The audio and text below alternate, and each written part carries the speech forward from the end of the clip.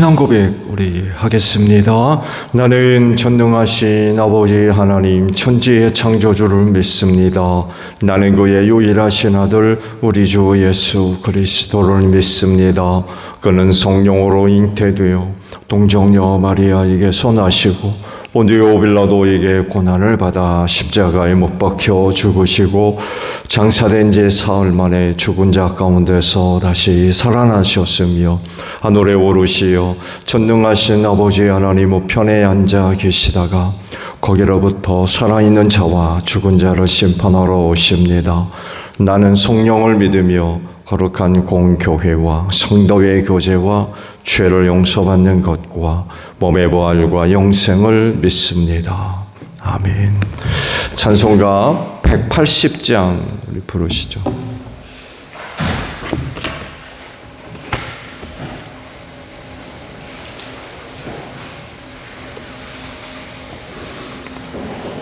찬송가 180장이에요.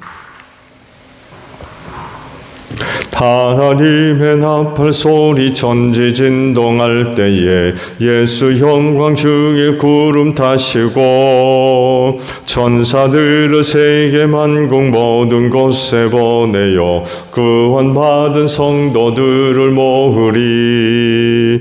나팔 불 때 나의 이름 나팔 불 때 나의 이름 나팔 불 때 나의 이름 부를 때에 잔치 참여하겠네. 무덤 속에 잠자는 자 그때 다시 일어나 영화로운 부활 승리 얻으리.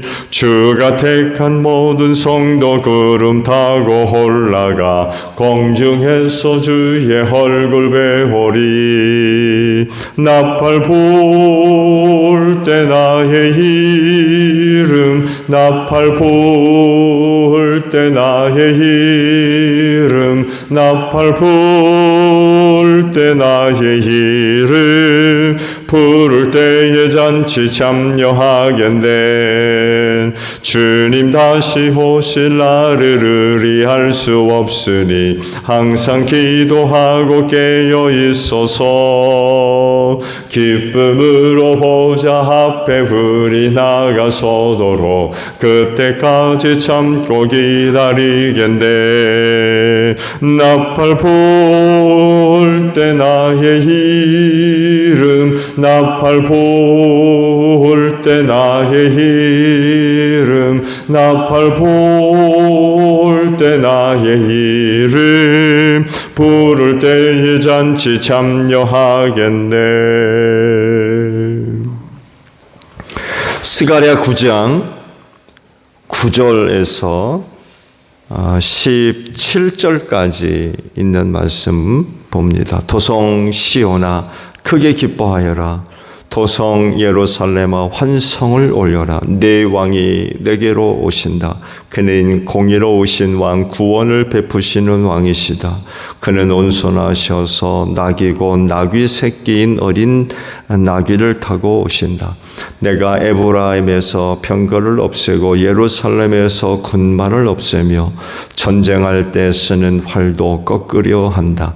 그 왕은 이방 민족들에게 평화를 선포할 것이며 그의 다스림이 이 바다에서 저 바다까지 유프로테스 강에서 땅 끝까지 이를 것이다. 너에게는 특별히 너와 나 사이에 피로 맺은 언약이 있으니 사로잡힌 내 백성을 내가 물 없는 구덩이에서 건져낼 것이다. 사로잡혔어도 희망을 잃자는 사람들아 이제 요새로 돌아오너라. 오늘도 또 말한다. 내가 내게 2배로 갚아주겠다. 유다는 내가 당긴 활이다. 에브라임은 내가 먹인 화살이다. 시온아 내가 내 자식을 불러 세워서 그리스 자식을 치게 하겠다. 내가 너희를 용사의 칼로 삼겠다. 주님께서 그의 백성에게 나타나셔서 그의 화살을 번개처럼 쏘실 것이다. 주 하나님이 나팔을 부시며 남쪽에서 회리바람을 일으키며 진군하신다. 만군의 주님께서 백성을 보호할 것이니 그 백성의 원수를 섬멸하여 무림에 돌 던지는 자들을 짓밟을 것이다. 백성은 그들의 피를 포도주처럼 마실 것이며 그들의 피가 가득한 동이와도 같고 피로 흠뻑 젖은 제단 뿔과 같을 것이다. 그날에 주 그들의 하나님의 백성을 양떼같이 여기시고 구원하셔서 그들을 주님의 땅에 심으시면 그들은 왕관에 박힌 보석과 같이 빛날 것이다.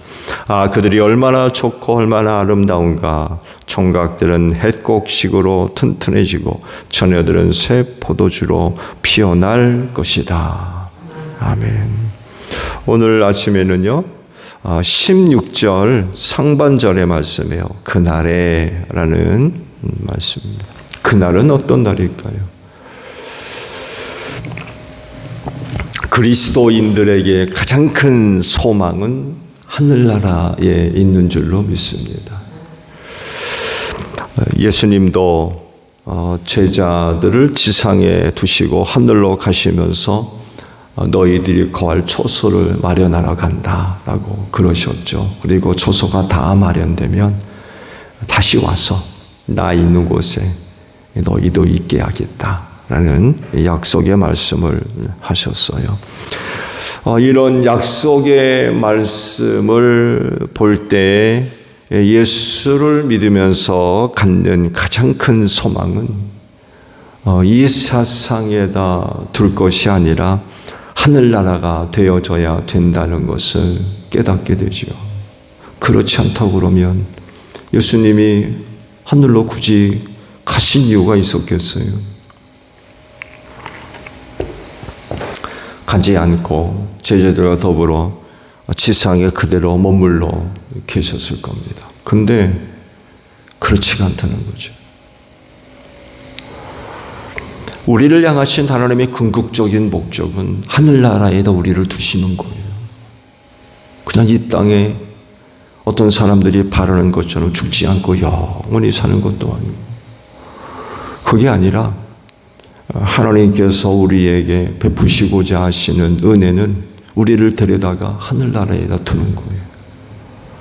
이를 위해 예수께서 오셨고 또 이 일을 이루기 위해서 죄인을 대신해서 십자가에 달리신 것 아니겠어요?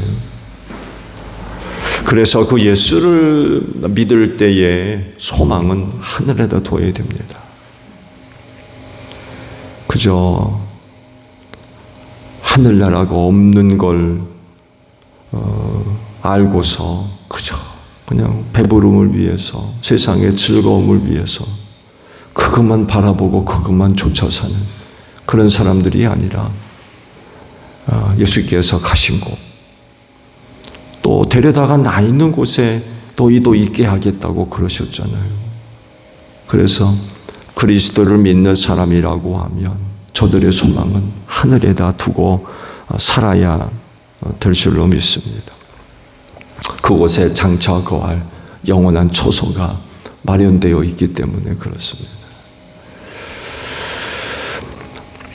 이런 그 경험을 갖고 있었기 때문에 제자들은요, 자기들에게 맡겨진 사역들을 감당할 때 죽음이나 고난을 두려워하지 않고 감당할 수 있었던 이유도 바로 여기에 있죠. 저들의 눈앞에 예수께서 하늘로 올라가신 걸 봤잖아요. 부활하신 것도 목격했고 하늘로 가시는 목적 이유도 들었고, 이런 생생한 경험이 있었기 때문에 저들에게 주어진 복음 전하는 일, 그 일을 하면서 어떤 어려움을 겪어도 중단하지 않고 감당할 수 있었던 힘도 바로 이런 것 때문에 그래요. 죽는 걸 두려워하지 않았어요. 그런 생생한 경험이 있었기 때문에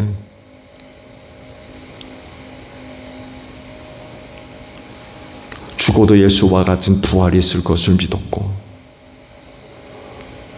예수님이 하늘로 가셨듯이 우리도 갈 수 있다는 그런 그 믿음을 갖고 사니까 주의 일을 하면서 당하는 고난, 위협 전혀 개의치 않았어요.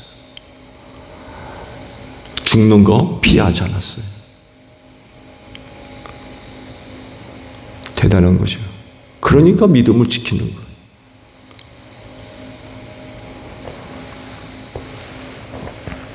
그들은 지금 그 처소에 머물러 있는 줄로 믿습니다. 우리도 그 처소로 가게 될 겁니다. 그렇기 때문에 신앙생활의 궁극적인 목적, 그리스도인들이 갖고 있어야 할 궁극의 소망, 그건 하늘나라라는 것입니다. 얼마나 좋을까요?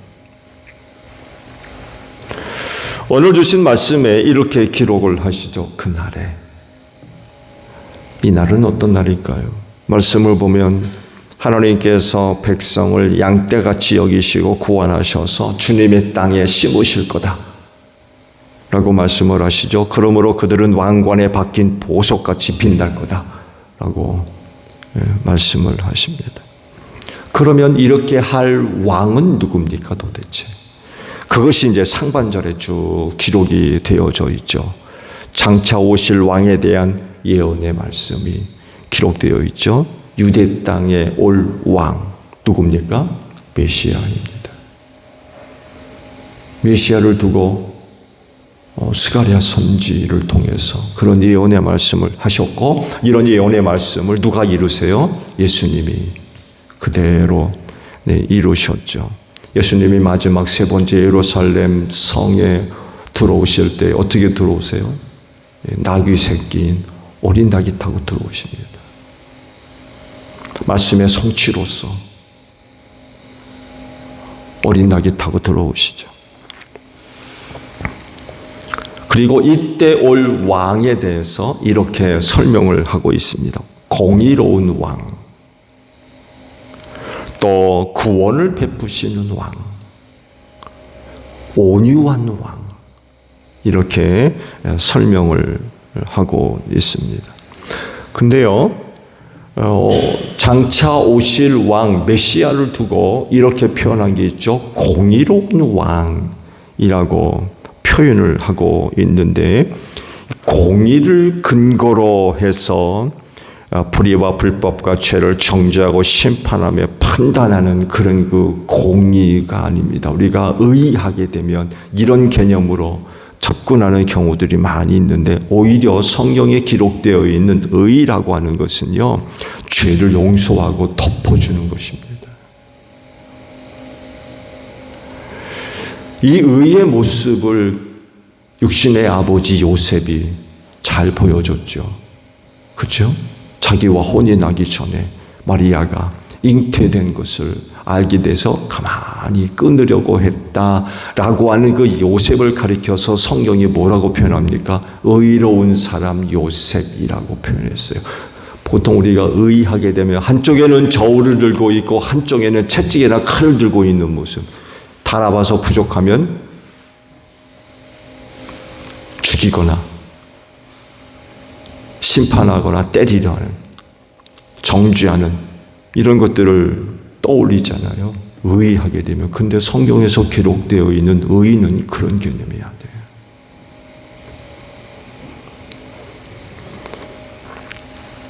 오실 왕 메시아가 이렇게 공의로운 왕이었기 때문에 구원을 베풀어 줄 수 있었던 거죠. 그 메시아를 가리켜서 공의로운 왕, 또 구원을 베푸시는 왕이라고 표현되어 있잖아요. 만약에 의가 어떤 사람이 생각하는 것처럼 왜곡되어 있는 그런 개념을 갖고 있다면 구원을 베풀어 주겠습니까? 그렇지 않죠.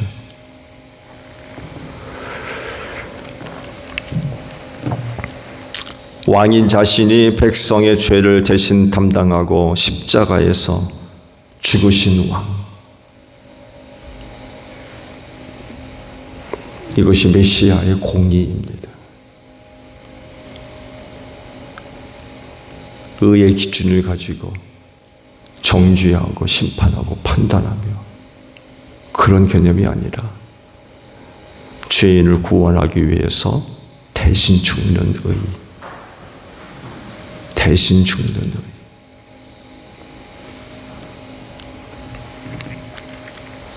이런 왕이 자기 백성을 양으로 여겨서 구원할 것이다 라고 말씀을 하신 겁니다. 죄와 사망에서 구원해 주시는 거죠. 이런 왕이 자기 백성을 주님의 땅에 심을 거다라고 말씀을 하죠. 주님의 땅이 어디겠어요? 하늘나라죠. 그래서 그곳에 심겨진 사람들이 왕관에 박힌 보석같이 빛난다 라고 말씀을 하고 있습니다.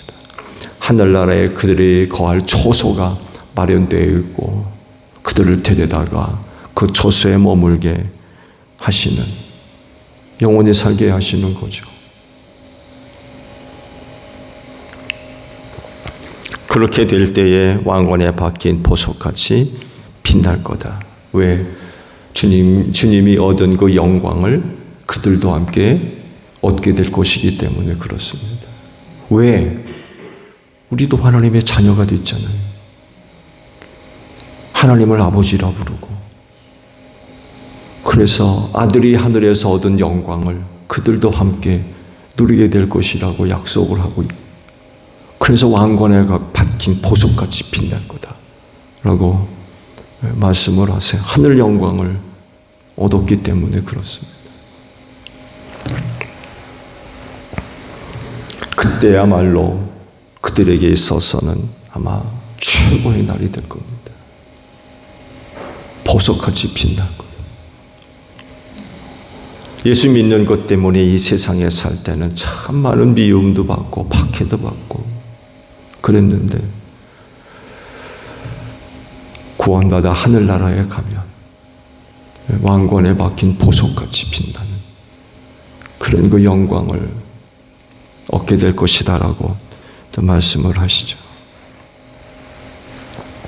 그래서 그 날에 대한 약속은 우리 그리스도인들에겐 소망의 날이 되는 줄로 믿습니다. 그리고 그 날이 다가오고 있어요. 아버지만 아시지만, 누구도 언제인지 아무도 모르지만 그 날이 다가오고 있습니다. 그리고 약속하신 대로 그 날에 틀림없이 그 모든 일들이 이루어지게 될 줄로 믿습니다. 그렇기 때문에 오늘 여러분들이 믿고 있는 예수, 그 어떤 것과도 바꾸거나 버리거나 포기하거나 그런 일들이 있으면 절대로 안 돼요. 우리가 그런 은혜를 얻을 수 있는 건 예수 때문이거든요. 근데 그 예수를 어떻게 버립니까? 어떻게 부인하고? 보통 우리가 그러죠. 달면 삼키고 쓰면 뱉는다고. 여러분, 우리 예수는 절대로 그렇게 하실 분이 아니에요.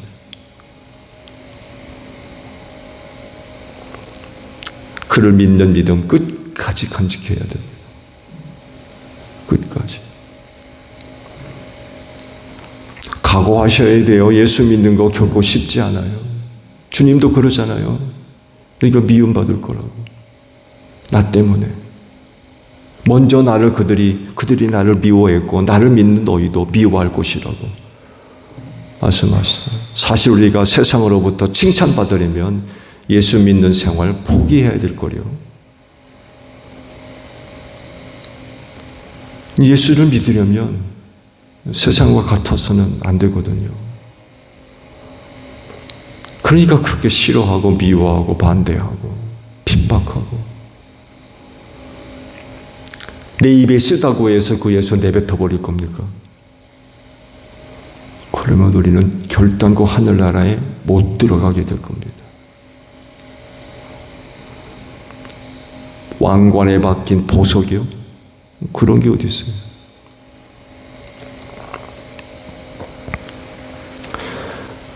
우리가 하늘의 그런 그 은혜를 생각해 본다고 하면, 오늘 내가 갖고 있는 믿음, 예수 믿는 믿음, 끝까지 잘 간직해야 될 것입니다.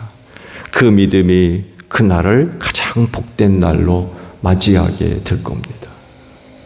그렇지만 믿음이 없는 사람들은 그날이 가장 저주스러운 날이 될 거예요. 왜? 심판받기 때문에. 그렇지만 그때까지 믿음을 잘 간직한 사람들은 그날은 정말 세상에서 최고의 날일 겁니다. 최고로 좋은 날, 최고로 기쁜 날.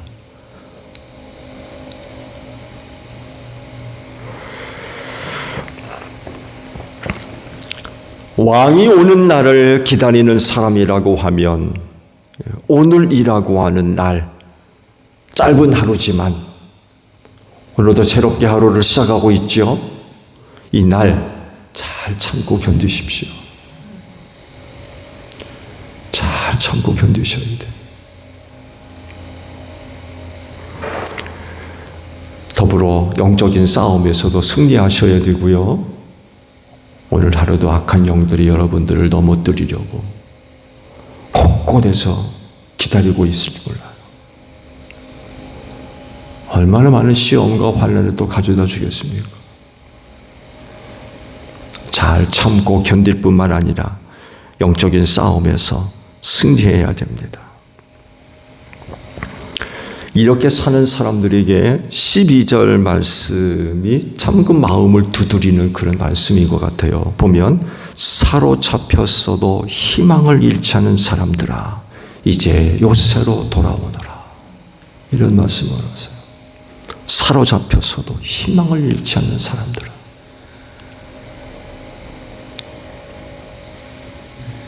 사로잡혔다고 해서 낙심하고 절망하고, 사로잡혔다고 그래가지고 원망하고 불평하고, 예수가 어디 있느냐고 그러고 하나님이 어디 있느냐고 그러고 그러는 것이 아니라 사로잡혀서도 희망을 잃지라. 요한계시록의 마지막 말씀과도 같이 아멘. 주 예수여 어서 오시옵소서. 희망을 잃지 않은 사람들만이 고백할 수 있는 이야기입니다. 고난 속에서도 아멘 주 예수여 어서 오시옵소서. 기다리는 거죠. 주님 다시 오시면 희망을 잃지 않고. 이런 사람들에게 하늘나라가 열려있는 줄로 믿습니다.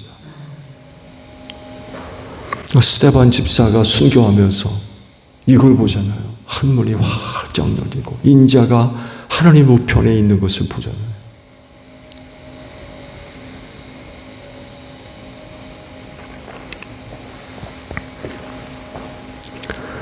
이런 사람들에게 그날에 축복의 날이 될 줄로 믿습니다. 오늘 하루도 짧은 하루지만 여러분 앞에 놓여있는 신앙의 경주 또 잘 달려갈 수 있는 복된 하루가 되시기를 바랍니다. 주기도문 합니다. 하늘에 계신 우리 아버지, 아버지의 이름을 거룩하게 하시며 아버지의 나라가 오게 하시며 아버지의 뜻이 하늘에서와 같이 땅에서도 이루어지게 하소서. 오늘 우리에게 일용할 양식을 주시고 우리가 우리에게 잘못한 사람을 용서하여 준 것 같이 우리 죄를 용서하여 주시고 우리를 시험에 빠지지 않게 하시고 악에서 구하소서. 나라와 권능과 영광이 영원히 아버지의 것입니다. 아멘. 기도하겠습니다.